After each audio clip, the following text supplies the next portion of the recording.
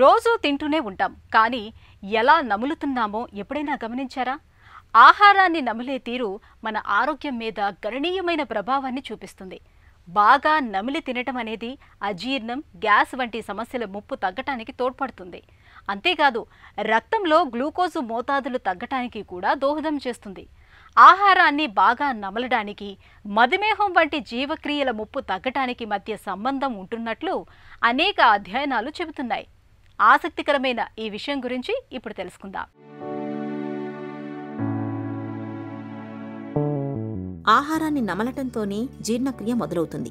నమలటం వల్ల ఆహారం చిన్న చిన్న ముక్కలుగా మారుతుంది. అదే సమయంలో లాలాజలం ఉత్పత్తి ప్రక్రియ ప్రేరేపితమవుతుంది. దీనిలోని ఎంజైమ్లు సమర్థంగా పనిచేస్తాయి. ఫలితంగా ఆహారం తేలికగా జీర్ణమవుతుంది. శరీరం పోషకాలను బాగా సంగ్రహించుకుంటుంది. పీచు వంటి పోషకాలు గ్లూకోజ్ మోతాదులు తగ్గడంలో కీలక పాత్ర పోషిస్తాయి. రక్తంలో గ్లూకోజ్ త్వరగా కలవకుండా పీచు నిలువరిస్తుంది. పిండి పదార్థాలు త్వరగా విచ్ఛిన్నం కావటం వల్ల ఉన్నట్టుండి రక్తంలో గ్లూకోజ్ మోతాదులు పెరగడమూ తగ్గుతుంది. ఇది మధుమేహులకు ఎంతగానో ఉపయోగపడుతుంది. అంతేకాదు, నమలటం వల్ల పేగుల్లో ప్రతిచర్యలు ఉత్తేజితమవుతాయి. వీటి ఫలితంగా ఇన్సులిన్ ఉత్పత్తి పెరుగుతుంది. ఇవన్నీ మధుమేహం గల వారికి మేలు చేసేవే. గబగబా తినేవారికి ఇన్సులిన్ నిరోధకత తలెత్తే అవకాశం ఎక్కువని అధ్యయనంలో బయటపడింది. ఇన్సులిన్ నిరోధకత మధుమేహానికి బీజం వేస్తుంది. ఇందులో ఇన్సులిన్ కణాలు సరిగ్గా స్పందించవు. దీంతో గ్లూకోజ్ కణాల్లోకి చొచ్చుకొని పోదు. అప్పుడు రక్తంలో గ్లూకోజ్ మోతాదులు పెరుగుతాయి.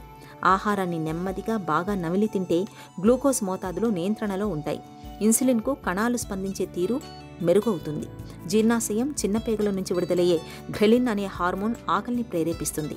ఒక్కో ముద్దను 40 సార్లు నమిలి తినేవారిలో దీని మోతాదులు తక్కువగా ఉంటున్నట్టు అధ్యయనాలు చెబుతున్నాయి. అంతేకాదు, కడుపు నిండిందని మెదడుకు సమాచారాన్ని చేరవేసే హార్మోన్లు ఎక్కువగా ఉంటున్నాయి. ఆహారాన్ని బాగా నమిలితే అతిగా తినకుండా చూసుకోవచ్చని ఇవి సూచిస్తున్నాయి. దీంతో రక్తంలో గ్లూకోజ్ మోతాదులు పెరగడమూ తగ్గుతుంది. అలాగే బరువు తగ్గడానికి తోడ్పడుతుంది. ఆహారాన్ని బాగా నమిలి తినేవారిలో 3 నెలల గ్లూకోజ్ మోతాదుల సగటు HbA1c 7.48% ఉండగా, అంతగా నమలని వారిలో 9.42% ఉంటున్నట్టు యూనివర్సిటీ ఆఫ్ బఫేలో పరిశోధకుల అధ్యయనంలో తేలింది. అంటే సుమారు 2% ఎక్కువగా ఉంటుందన్నమాట. గ్లూకోజ్ మోతాదులు దీర్ఘకాలం ఎక్కువగా ఉంటుంటే కిడ్నీలు, కళ్ళు, నాడులు దెబ్బతినే ప్రమాదం ఉంది. పుండ్లు పడితే త్వరగా మానవు కూడా. వీటన్నింటినీ దృష్టిలో పెట్టుకొని చూస్తే ఆహారాన్ని పూర్తిగా నమిలి తినడం ఎంత ముఖ్యమో అర్థమవుతుంది. మందులు వేసుకోవడంతో పాటు ఈ చిన్న జాగ్రత్తను పాటిస్తే చాలా ప్రయోజనం